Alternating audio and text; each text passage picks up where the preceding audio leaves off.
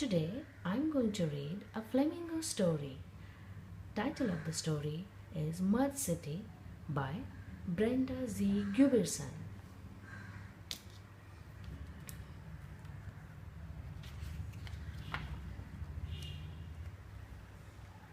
A mother flamingo sits on a muddy nest in the Bahamas and reaches out to scoop up a beak full of ooze. Splop! She slaps the mud onto the side of the 12-inch high mound. The shallow lake is crowded with flamingos. A few stand on a toothpick leg and doze. Others dip their heads upside down into the salty water to eat.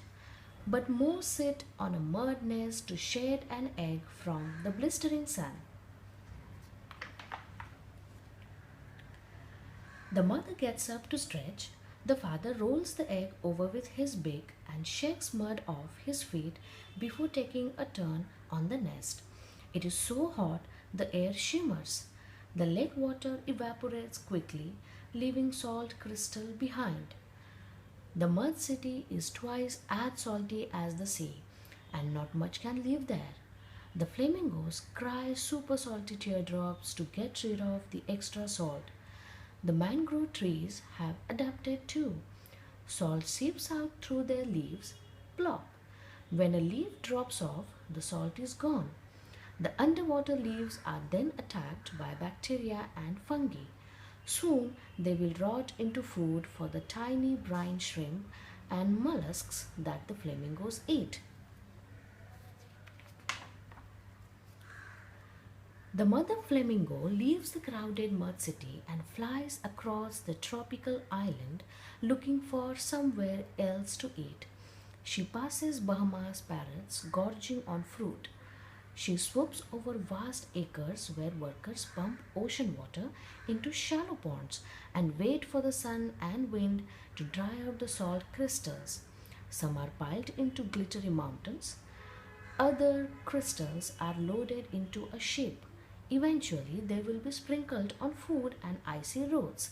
The flamingo finally finds a pink pond where she can rest and eat. As dark clouds blow toward the island, the mother flamingo returns to the mud city. Soon the rain falls in sheets and the lake churns and spits.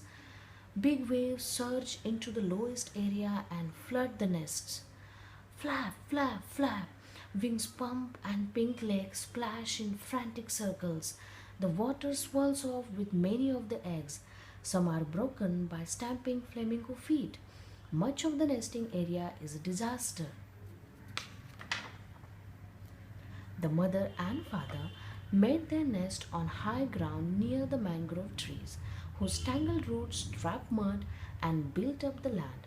The bird's egg is safe and they continue to shade it from the sun. They take baths in the new rain puddles and drink the fresh water. Herons, egrets, and spoonbills join them on the edges of the refreshed lake. Peck, peck, peck. After 4 weeks, a fluffy white chick hatches. He struggles up on wobbly pink legs and huge webbed feet. Cock, cock. He flaps his tiny wings. Both parents have glands in their throats that make a red liquid full of fat and protein.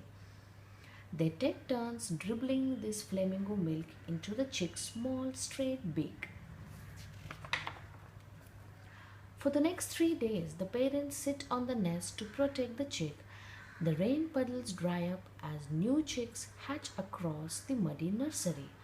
On the fourth day, the baby takes his first slide down the side of the nest. Splosh! When he lands in the water, he already knows how to swim. The warm trade winds blow him across the lake with a cretch or group of young birds. The parents fly out to other salty lakes called salinas for more food. Sometimes they migrate hundreds of miles during the night before returning to feed the chick. At 5 weeks, the chick has new gray feathers and strong black legs. His beak is now long and curved, and he tries to eat like the adults. Tramp, tramp, stamp. He dances in a circles to steer up food from the muddy bottom. With his head upside down, he uses his tongue to pump water and strain out brine shrimp. The warm shrimp soup is full of carotenoids, the same chemicals that make carrots orange. The carotenoids add color to water and even to the flamingos. The chick will soon grow a few pink feathers of his own.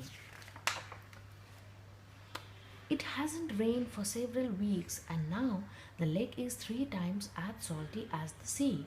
Food is scarce, and the adult birds have left for good. The little flamingo must learn to fly or he will starve. Splish, splash, splash. He runs through the water. Foop, foop, foop. Finally, he lifts into air. Flying is tricky, but landing is hard too. 1 foot down, now 2 feet. Splosh! The chick ends his first flight upside down and soggy. Soon, the young flamingo can fly longer distances. He swoops around a pelican and swerves over cactuses and clattering crabs. He tires quickly and splashes into a turquoise lagoon. The fresh sea water is not as salty as the mud city.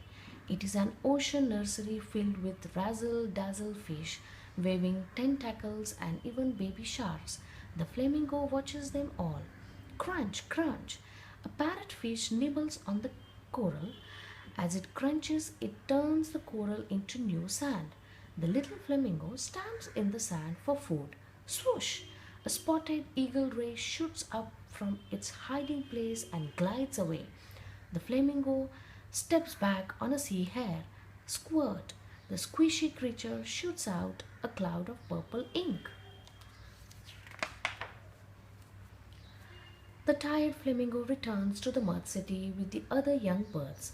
The lake continues to dry up, and circles can be seen in the cracked mud where the birds danced. It is a good thing the flamingo is 3 months old and has the feathers needed for long flight. There is little left in the salina except powdery mud, mosquitoes, and clumps of dazzling salt. The eggs of the brine shrimp are now hard cysts. As cysts, they can survive for days, months, even years without water. When it rains again, they will bloom into a new salty soup for the flamingos. Over the next 3 years, the bird grows tall and more colorful. Like all flamingos, he is kittish and shy. He joins flocks of other flamingos in quiet lagoons and super salty salinas.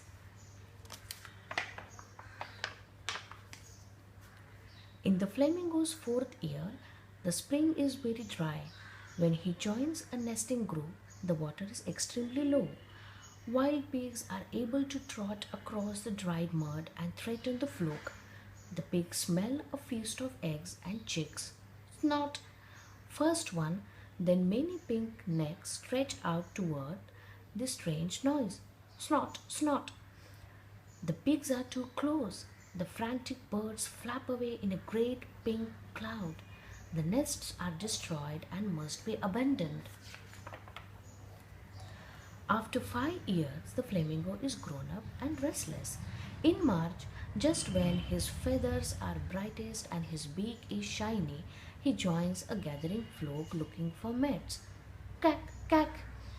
He starts the courtship dance with a swing of his head. Other large males follow while the smallest females strut by. Splish, splash, cock, croak. It is a noisy water ballad with head swinging, beaks waving, and wings snapping in a wild salute. Zoom! A pilot guides his plane overhead to watch. The shy flamingos stop dancing. Honk, honk, honk. They take off. The birds return to the salina rimmed by mangroves. The airspace here is reserved for flamingos. Airplanes are not allowed. At sunrise, the flock begins to courtship dance again. Honk, snap, flap, splash. This time the flamingo finds a mat. Like the other paired birds, they scoop up clumps of mud to build a nest. The lake is so quiet, so salty, and so hot. Few would like to live there, but it is just the right spot for the flamingo's mud city. The end.